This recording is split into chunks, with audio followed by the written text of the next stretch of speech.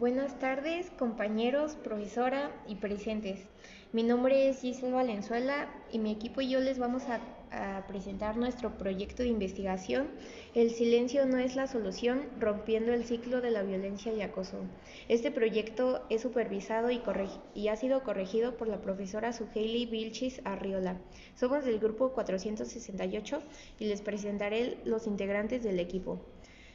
Como primero tenemos a Ballesteros Hernández Jimena, Gutiérrez López Mauricio, Trejo Diego Francisco Javier y su servidora Valenzuela Vidaurri Ana Giselle.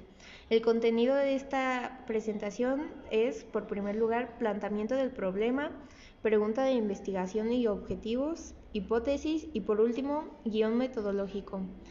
Planteamiento del problema. El acoso sexual y la violencia sexual son problemas graves que surgen a personas de todas las edades, géneros y orígenes en todo el mundo.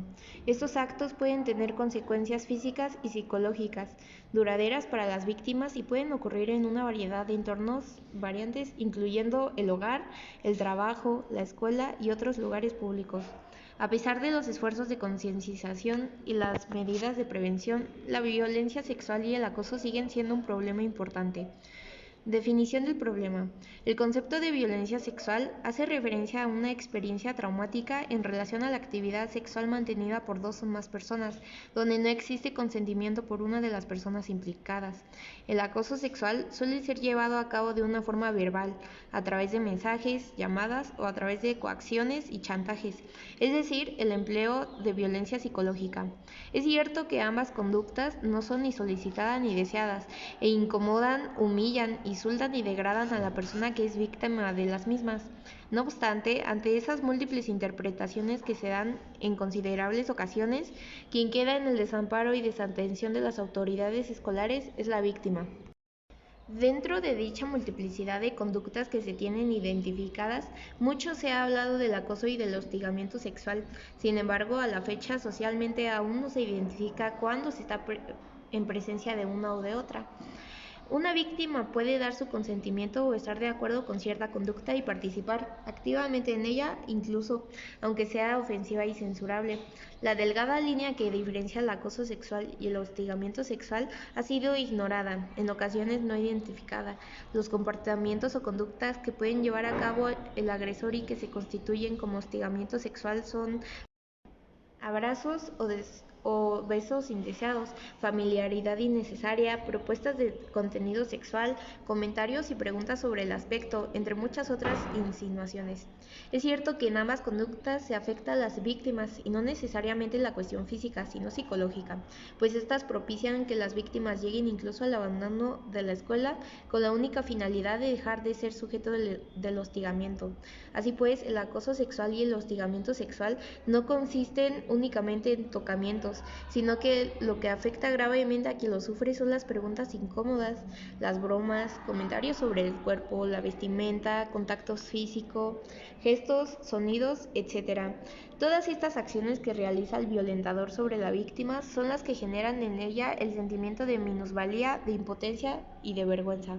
La violencia y el acoso dentro del ámbito escolar son realidades que deniegan cada día a millones de niños y jóvenes el derecho humano fundamental de la educación.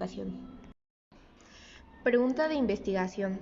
¿Cómo impactan las experiencias de violencia y acoso sexual a los alumnos de CCH Naucalpan?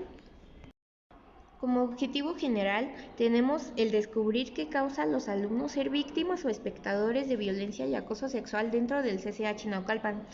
Como objetivos particulares tenemos el identificar las emociones y experiencias generales, formular preguntas base con relación a acontecimientos vividos de violencia y acoso sexual, diseñar un esquema diferenciando ambos aspectos y proponer ideas para reconocer con mejor eficiencia si alguien se encuentra viviendo algún acontecimiento parecido.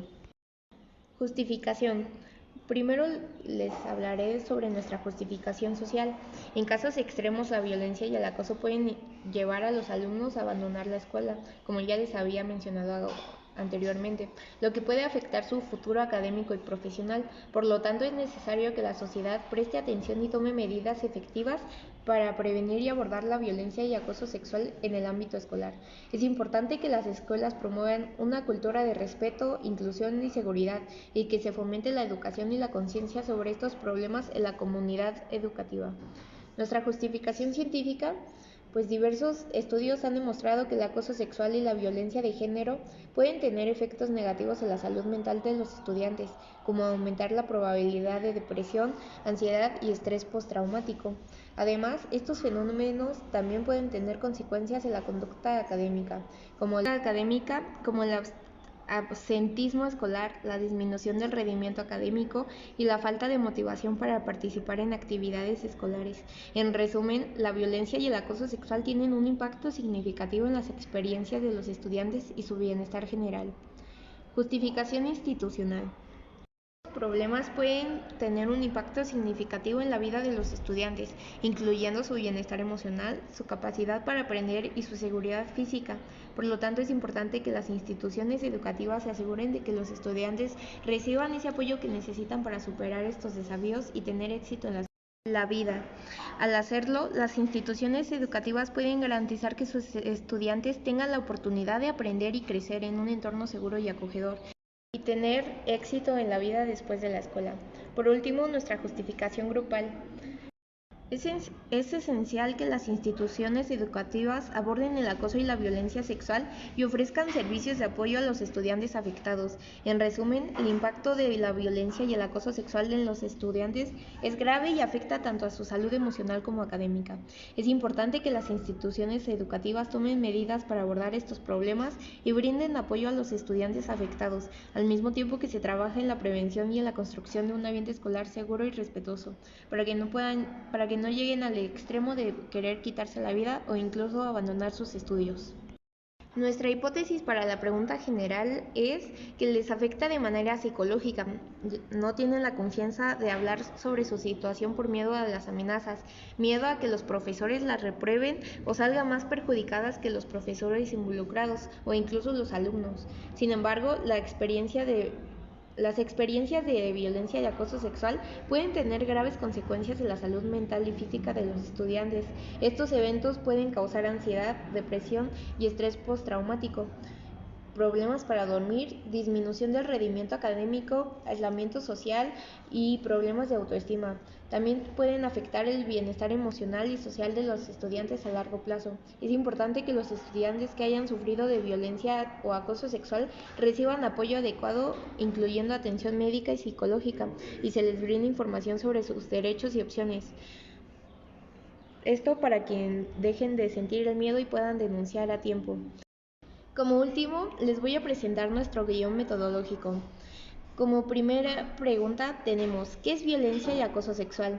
Nuestras fuentes de información serán el Código Penal Federal, los artículos académicos, libros sobre violencia de género y páginas web y mujeres. Como técnica usaremos la consulta y el análisis, y como instrumento una tabla de datos. Nuestra segunda pregunta será, ¿cómo es la violencia y el acoso sexual de México?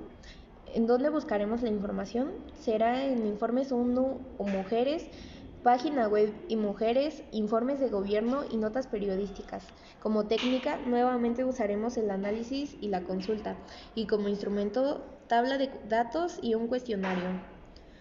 Nuestra tercera pregunta será, ¿cuáles son las experiencias de los alumnos de CCH que han sufrido violencia sexual?